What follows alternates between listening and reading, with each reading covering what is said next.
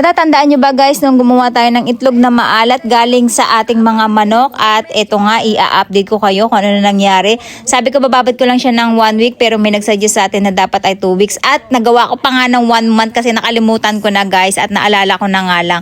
Ito kung makikita nyo napakasimple lang, nagpakulo lang tayo ng asin natin, halos pinuno natin yung baso tapos naglagay lang tayo ng cloves para bumango. Wala tayong nilagay ng mga paminta kasi hindi naman umaabot yan hanggang itlog. Ek lang talaga yung maglalagay ng spices kasi hindi naman talaga yung lumalasa na mismo sa loob ng itlog. Yung alat lang talaga ang kailangan natin. Tapos dito hinugasan ko lang siya and then tinanggal lang natin yung mga pupo bago natin siya nilagay sa bote and then pinalamig lang natin ng konti ito yung ating ginawang mixture saka natin binusong malamig na. Tapos naglagay lang tayo ng ziplock na may tubig para madaganan lang natin at dumubog yung ating mga itlog. After 1 month guys, naalala ko siya na pansin ko na nga lang na meron nga pala akong itlog na maalat.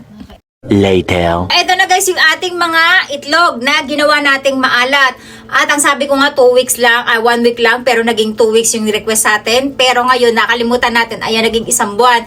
So ito na yung mga itlog natin guys. Ang gagawin natin ay papakulaan na natin. This is the moment. Titingnan natin kung talaga nga bang maalat siya. Maglalagay muna tayo ng food coloring. Kasi para may palatandaan tayo kung ano yung itlog na maalat. Yung pala kasing purpose talaga paglalagay ng food coloring. Para malaman kung maalat yun. Kasi kung ihahalo natin siya guys sa sa mga puti natin, 'di ba? Hindi natin malalaman kung ano yung maalat. Haluin lang natin 'to para humalo yung ating pink na itlog. Ilalagay na natin yung ating itlog ng dahan-dahan.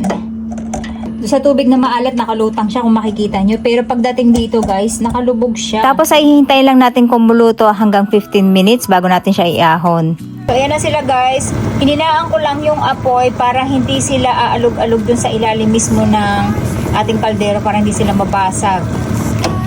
Titingnan natin kung ano na yung itsura ng ating itlog. So after natin mapakuluan guys, tikman natin kung ano yung lasa ng ating itlog. Balatan natin to make it sure.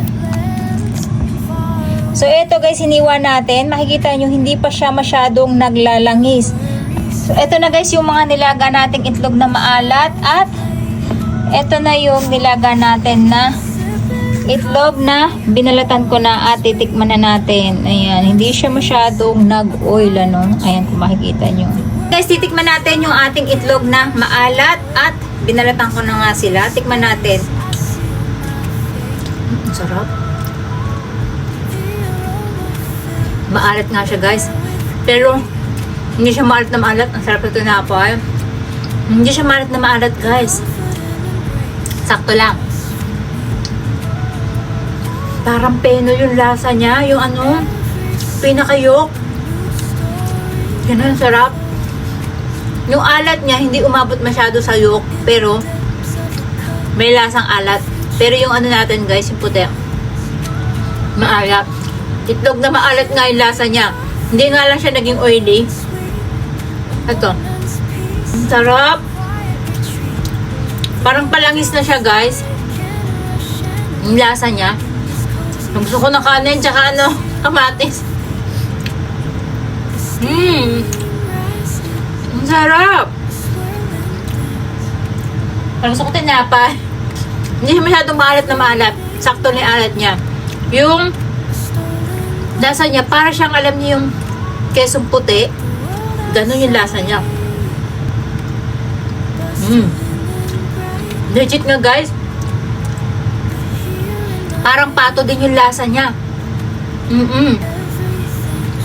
Kayang-kaya yung alat niya. Hindi siya super alat. Para siyang keso lang. Ganun yung pagkaalat niya. Which is okay lang. Masarap siyang partneran ng kamatis tsaka sibuyas. Ang sinaing. Yan itsura niya. At ang cute niya.